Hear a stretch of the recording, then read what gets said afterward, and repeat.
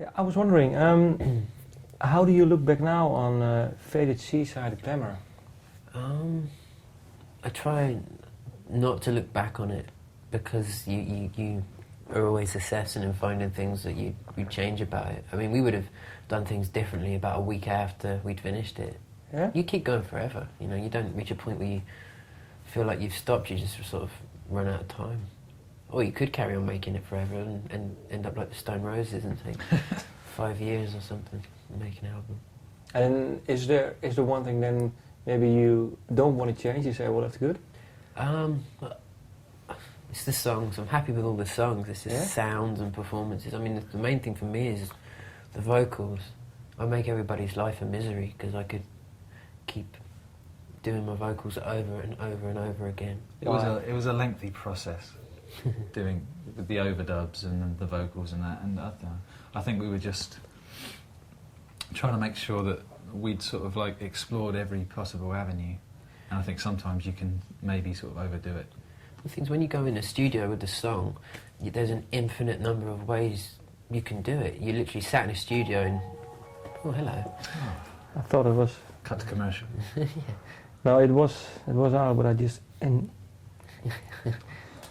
Okay, I think with my precision, I just pushed it on again. Okay, sorry?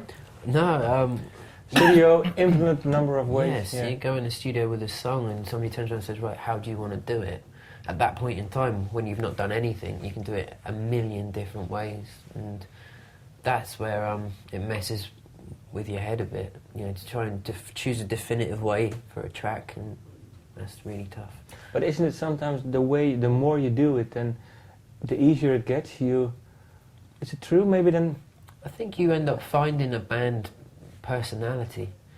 You end up kind of like we were talking about this earlier on about getting beyond your influences, so you end up sounding like Delays as opposed to sounding like, I don't know, a fusion of the Hollies and My Bloody Valentine or whatever it is you get described as, you know. No, it doesn't get easier. You kind of always want to find it hard because it means you're doing something new. Yeah. No, but I mean the more you write songs, then the quicker you feel what a song needs. That's what I mean. I think certainly in terms of the studio, you become better at it the more you do, and you become more confident about how, you know, how to do things. And it's kind of like a sort of an art of its own. Aside from writing songs, actually recording them is kind of almost like a separate thing, you know. Okay. Something that you need to, you know, the more time I think you spend in the studio, the more you become aware of how to use the studio, you know, in the best possible way. I mean, there is a danger though that in terms of you get better at finding out what works. You might actually be relying on what's worked in the past, and you might not necessarily be pushing yourself further. Because I think that's a trap a lot of bands fall into. You know? There's so much music between the four of us. We like so many different things. I don't think we'd be able to channel ourselves down one direction for too long. Not really.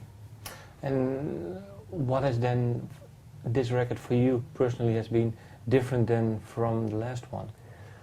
You were saying... Well, what happened with the first one was we recorded it, and then we went out on the road and gigged forever and ever and ever. Just did so many gigs, and people would come and see the shows and say, "Oh, it's so much better live. You're even better live."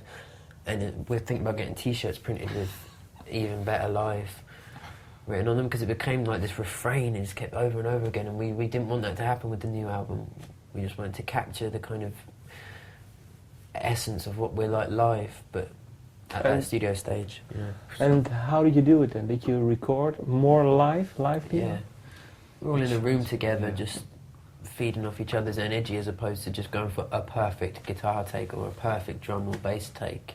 It was a case of what had the best atmosphere about it, which is the logical way of doing it. But the trouble is modern studio technology means you can do things separately, and you know, but it's quite a clinical way. I think you lose a lot of the soul and the feeling.